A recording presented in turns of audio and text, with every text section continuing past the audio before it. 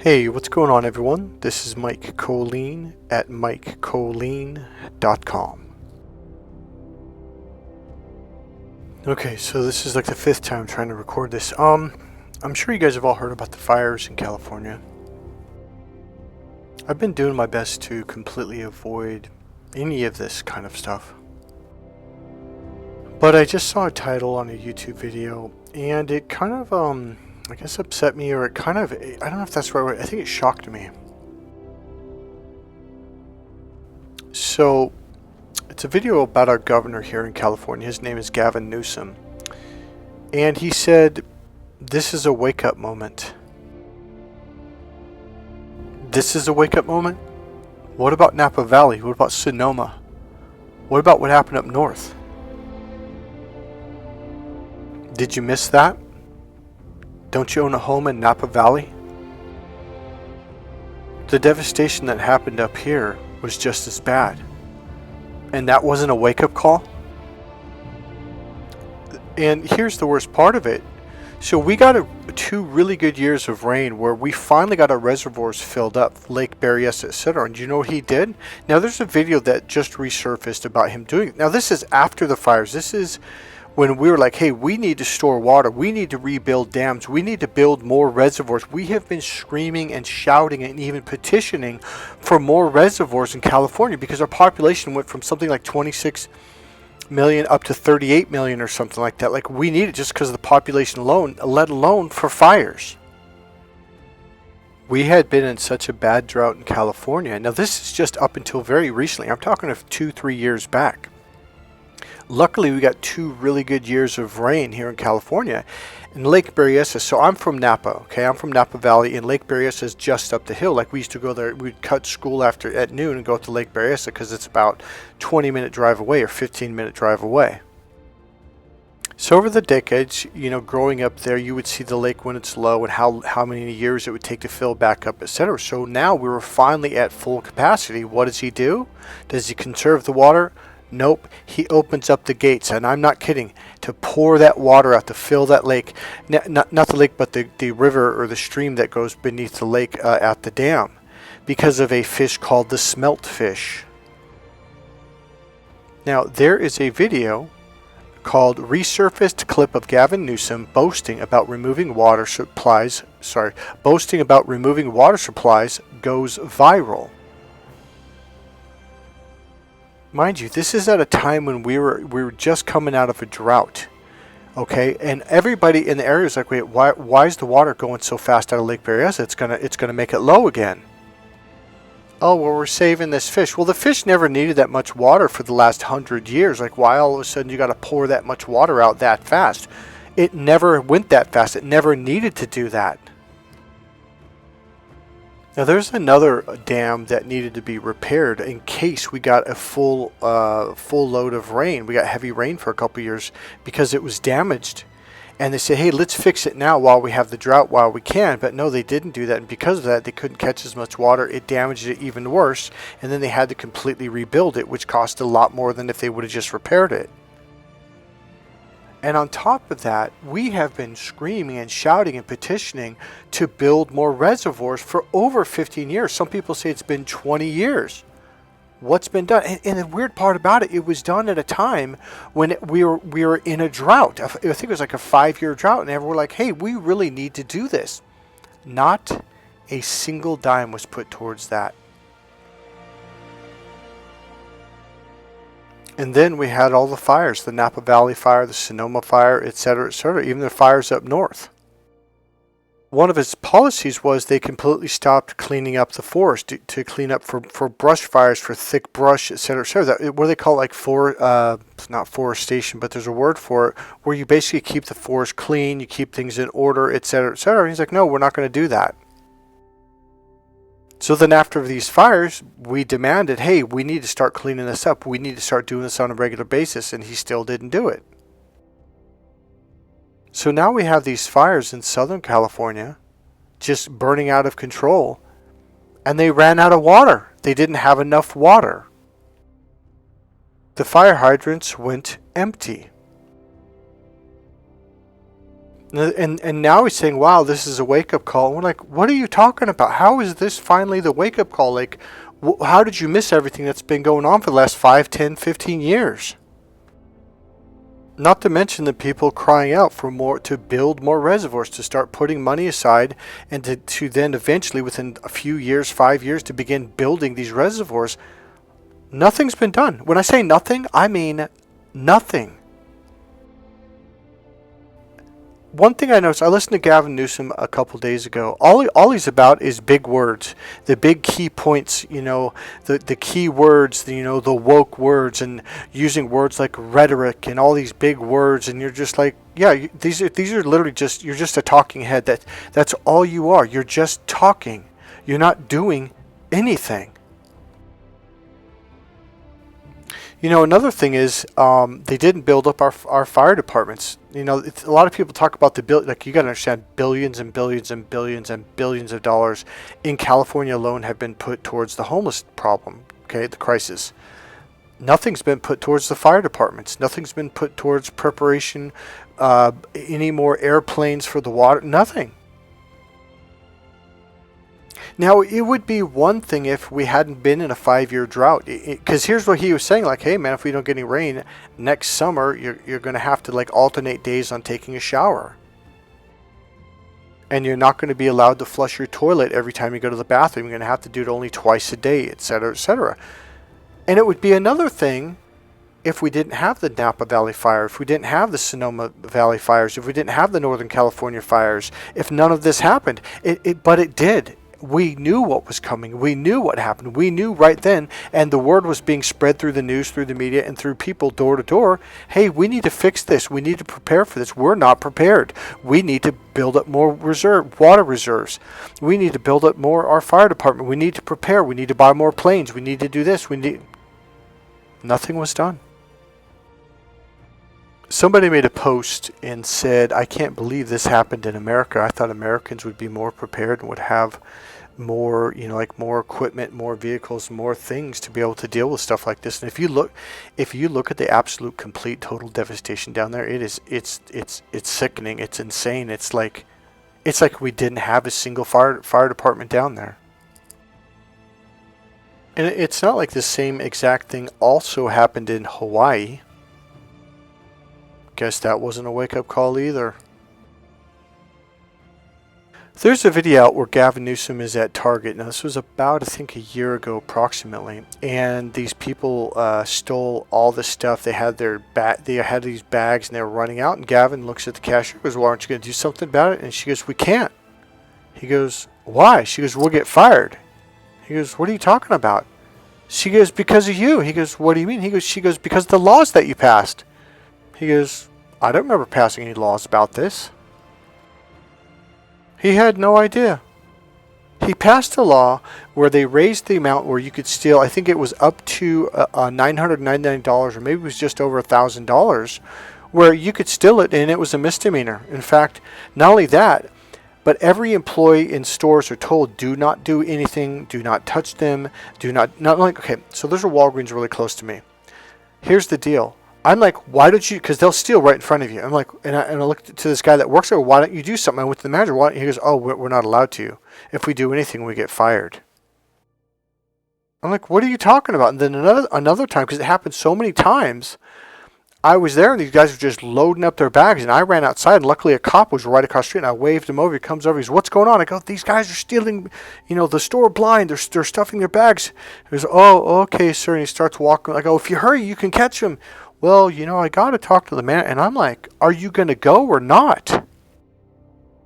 He said, sir, you don't understand. I'm not allowed to do anything unless the management gives me permission to arrest them. Otherwise, I can get fired and I can get sued, and so can the police department. So as we're walking in the door, they're walking. I go, that's them right there. He goes, sir, I can't do a thing. I can't even talk to them. And this is all because of the law that Gavin Newsom passed a couple years back, was that you're allowed to steal. I mean, you're allowed to steal a certain amount of money. See, here's the thing. None of these people got misdemeanors either, because no one was allowed to do anything. So these two guys that were robbing that store, they, number one, they weren't the only ones, and these two guys came back every week on the exact same day, on the exact same time, stealing well over $1,000 worth of goods every time they showed up.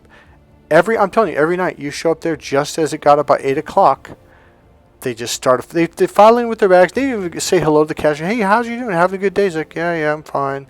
And they would grab it and grab stuff, fill it up, and walk right on out, right in front of me, right in front of the cashier, right in front of the manager, and nobody was allowed to do anything. So the police officer spoke to the manager, and he walked out, and he goes, see, sir, they didn't allow me to arrest them. I'm like, are you joking? She's like, no, the manager doesn't want to press charges because they're afraid of getting sued. Isn't that nuts? For those of you who don't live in California, the stores here have been absolutely, completely devastated for the last couple of years. And I don't mean one time, I mean every day for years, and nobody is allowed to do anything. Even the security guards. So I went to the security guard at this other store. I'm like, well, you going to do something? He goes, oh, I'm not allowed to. He's all I'm supposed to do is watch it and take notes and then report it to my boss. I'm like, are you joking? He's like, no. He goes, I'm not even allowed to call the cops. So I said, so what are you here for? He goes, honestly, I don't know. So the guy that I know at Walgreens, he said, I'm not even allowed to say anything to them at all. He said, or I can get fired. If they come back and complain that I said something to them, he goes, I can get fired and the store can get sued. So recently they just passed another law and they lowered the amount down. I forget what it is, but now it's a God, I don't want to say, it's not a misdemeanor. I think it's a federal, not a federal crime, but it's a, hold on a second. Yes, I just watched the video. The name of the video is SoCal Shoplifting Suspects Discuss Prop 36 in Back of Patrol Car. And she says, yes, the new law, stealing is a felony now. You know, the one thing that I think is good about this, I think people are fed up. We have just absolutely, completely fed up. People are speaking, even people on both sides of the fence, and I don't mean just the right. I live in a very left area, and there's a lot of people here that are sick and tired of. If you look at the California map of the voters, the majority of people actually voted red. They just weren't in the right location for getting the amount of electoral votes. My point, people are sick of it. They're sick of the crime. They're sick of the drugs. They're sick of the homelessness. They're sick and tired of the devastation that's been happening to California. They've had it. More and more people are waking up. So I do think there's a bright side to all of this. I really do think people are they're like, enough's enough.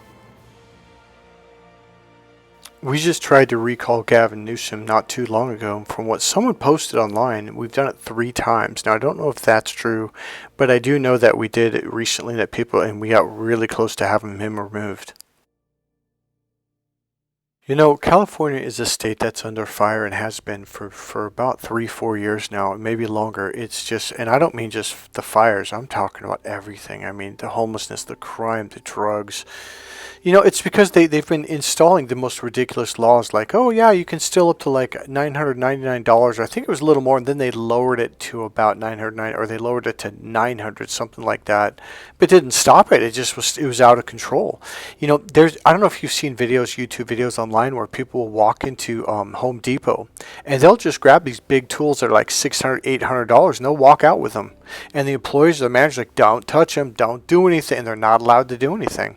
And they don't even hide. They don't even wear a mask. California used to be such a beautiful state. I'm glad that I grew up in the 70s and 80s and 90s here. It was such a beautiful place to be. It was beautiful to fish, to hunt, to hike, to anything. It didn't matter. There was a time when you could go to San Francisco. It didn't matter if you're gay, if you were straight, if you're white, if you're black, if you're Asian, if you're blonde, blue. It didn't matter. It didn't matter if you wore a business suit or if you wore not long legs, but you know, the bell-bottom Levi's or the bell-bottom jeans. It didn't matter. Everyone got along.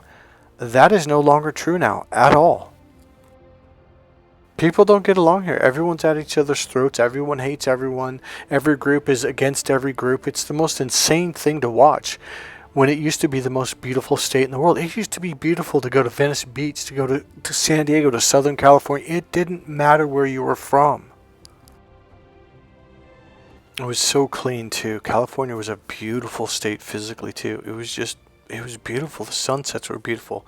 The water, the lakes, the rivers, everything. It was just, I mean, I can't remember a single place that you went camping or hunting or fishing that wasn't beautiful. Now, if you got this far, this is actually what stimulated this video. There was a Buddhist lady who said something very beautiful to the people of California. She said, "We pray that the sacred powers of Buddhism will help you all get through this crisis safely." So here's the responses she received from very devout Christians. "Bro, Buddha is dead. He cannot do anything. Only Jesus Christ can."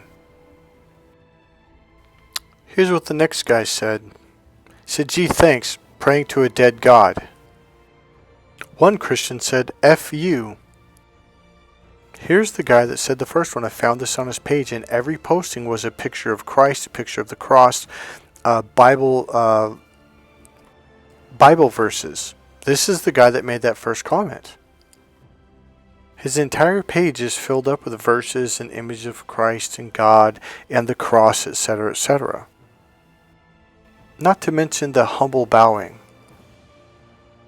I mean, some lady said something beautiful, said something kind, and sent love, and you have to attack her for it? Why? So here's how I responded. I said, "Johnny, maybe you should read what the Christ teaches. Accept the kindness from your fellow human being. She's just being kind. Christ's teachings were not designed to attack or hurt or reject others.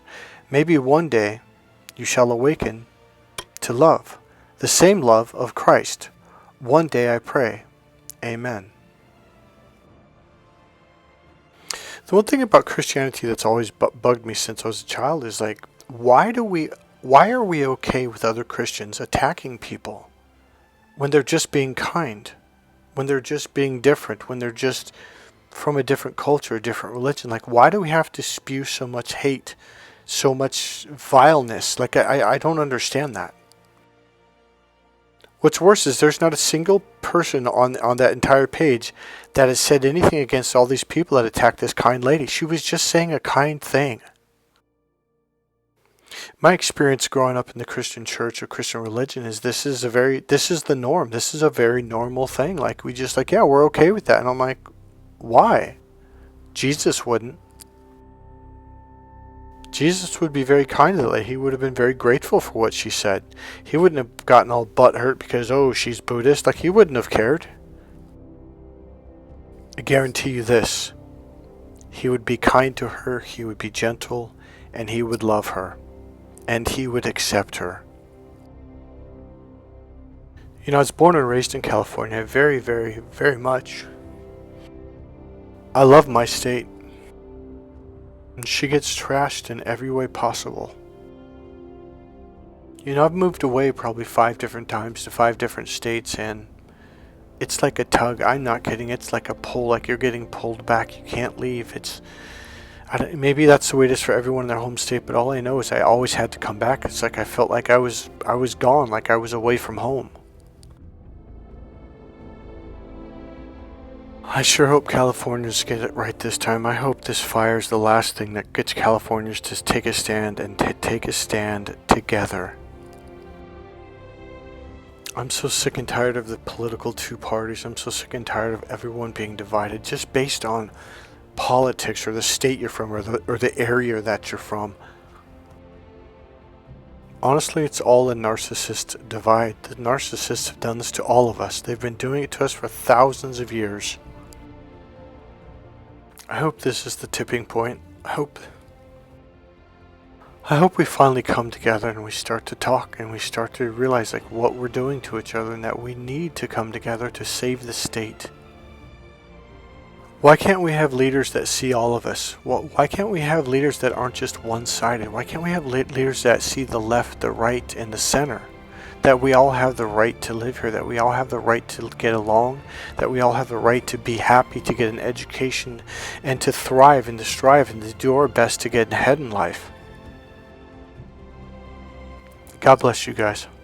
Bye.